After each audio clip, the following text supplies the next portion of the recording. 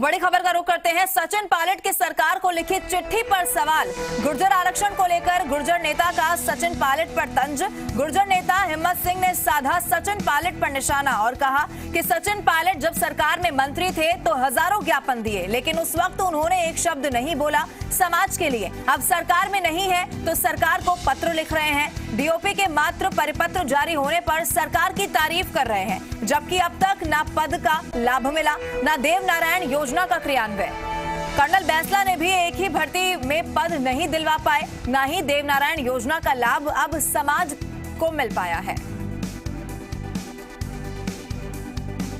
और ज्यादा जानकारी के साथ जी मीडिया संवाददाता आशीष हमारे साथ फोन लाइन पर जुड़ चुके हैं। आशीष, अब इस चिट्ठी को लेकर सवाल उठाए जा रहे हैं और क्या कुछ इसको लेकर कहा गया है?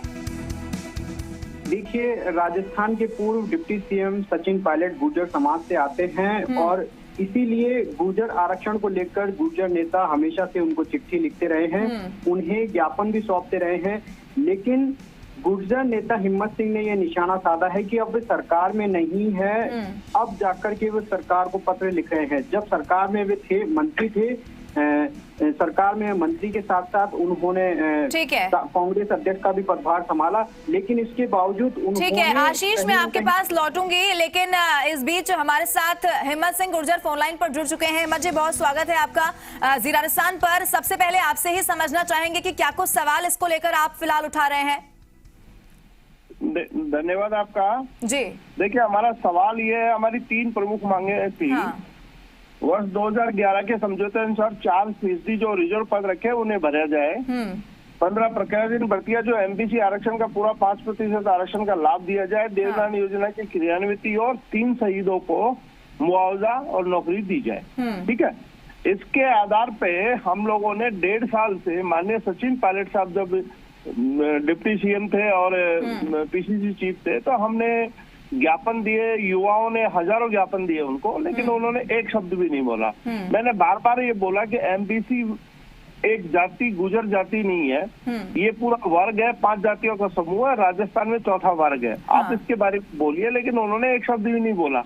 और जब सरकार से वो चले गए, उसके बाद में उन्होंने चिट्ठी लिखी, जो हम 1.5 साल से जो बातें कर रहे थे वही मेंशन करके उन्होंने राज्य सरकार को चिट्ठी लिखी। लोगों में बड़ी ये भी हुई कि चलो ठीक है, देर आए दुरुस्त आए। सचिन पायलट साहब आए, उन्होंने बोला ठीक है, लेकिन 2 दिन बाद में ऐसा क्या हो गया कि डीओपी के मात्र एक सर्कुलर जारी हुआ, कि परिपत्र जारी हुआ है, वो सभी वर्गों के लिए हुआ था, ST SC के लिए भी हुआ था। तो उसके बाद में 2 दिन बाद में उन्होंने कहा कि सरकार बहुत कुछ कर रही है। तो जो हमारा संघर्ष था, जो सोशल मीडिया पे, क्योंकि अभी कोरोना चल रहा है तो सोशल मीडिया के प्लेटफॉर्म से अब इस मांग को उठा रहे थे, बार बार ट्विटर ट्रेंड भी करवा रहे थे, उस हमारी मुहिम को उन्होंने आघात पहुंचाया, इसके लिए बड़ा दुख है। दूसरा ये कि उन्होंने जो किया 1.5 साल में कुछ नहीं कर पाए। यदि वो 1.5 साल में इस मांग को उठाते तो आज हजारों युवा नौकरी लग जाते। आपको एक उदाहरण दूं, जब 8 फरवरी 2019 से 16 फरवरी 2019 के बीच में आंदोलन चला, और उस आंदोलन के बीच में कई भर्तियां निकली, जिसमें रीट भर्ती थी। जब हमारा एमबीसी का रिजर्वेशन 10 फरवरी 2019 को पास हो गया और 12 फरवरी को उसका रिजल्ट आ गया रीट का, और 13 फरवरी को नोटिफिकेशन जारी हो गया। उसके बाद में 13 को ही हाई कोर्ट ने स्टे कर दिया उस भर्ती को, और फिर भी हमें रिजर्वेशन 5% का लाभ नहीं दिया। ऐसी कम से कम 15-16 भर्तियां हैं। दूसरी ओर जो अभी कर्नल बैंसला जी आंदोलन की बात कर रहे हैं, कर्नल बैंसला जी 19 माह में 4 बार मुख्यमंत्री जी से मिल लिए, 2 बार सब कमेटी की बैठक हो गई, 10 बार उन्होंने उच्च अधिकारियों के साथ समीक्षा कर ली। अब उसके बाद में एक भर्ती में लाभ नहीं मिला, न देवनारायण योजना की क्रियान्विति हुई।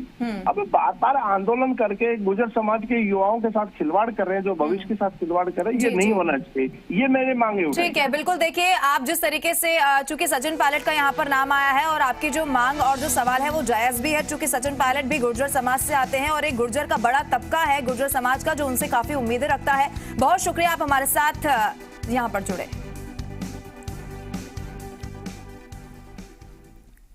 और